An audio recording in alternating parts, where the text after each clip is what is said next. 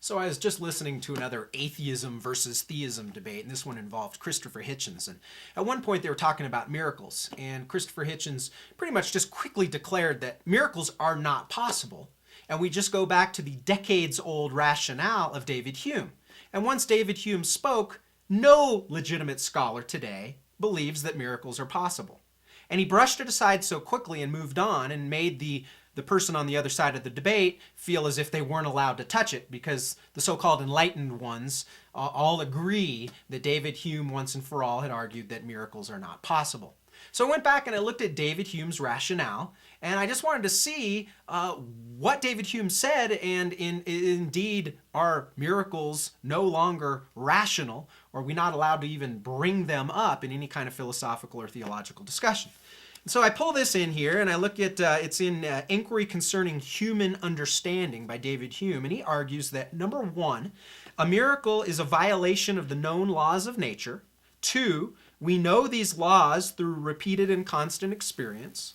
Three, the testimony of those who report miracles contradicts the operation of known scientific laws. And four, consequently, no one can rationally believe in miracles.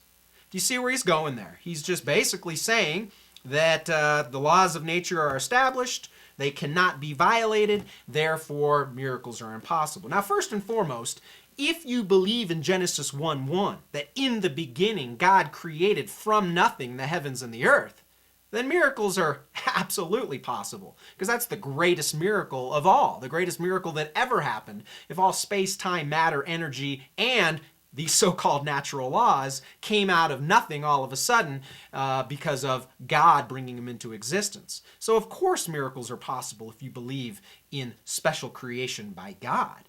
Secondarily, if God brought about natural laws, these laws that always stay consistent, well then surely the person who brought about the natural laws could counteract or interact with these natural laws. So I think of a rock. A rock, by the law of gravity, will stick to the earth. It's established there. It is fixed. But I, as a volitional being, can come, pick that rock up, and chuck it. And I've just interacted with or counteracted the law of gravity. Do you understand? So surely God could interact with or counteract the laws that he established.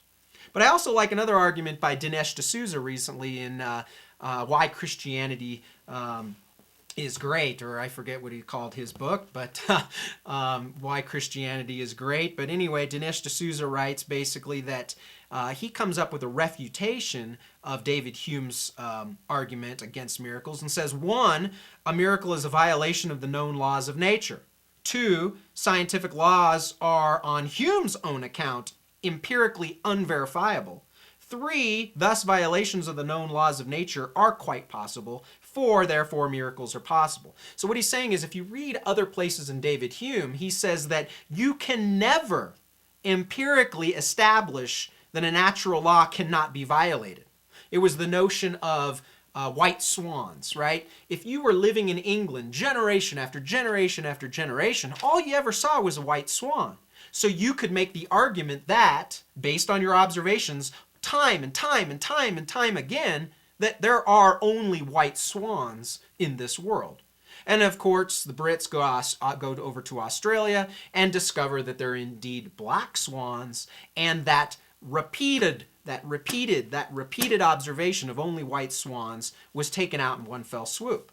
So that's the same with natural laws. Although that we can see over and over and over and over and over that a natural law is consistent, can you truly say that it is without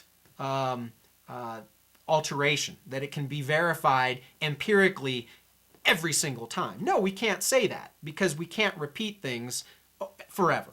Okay, so the notion here is another angle on David Hume's argument, which is not only could God, one who brought about natural laws, interact or counteract his own natural laws, but number two, what are natural laws in the first place? They are our observation, our limited observation over time, repeated, that we said they've been verified 100%. But have they? Something to think about.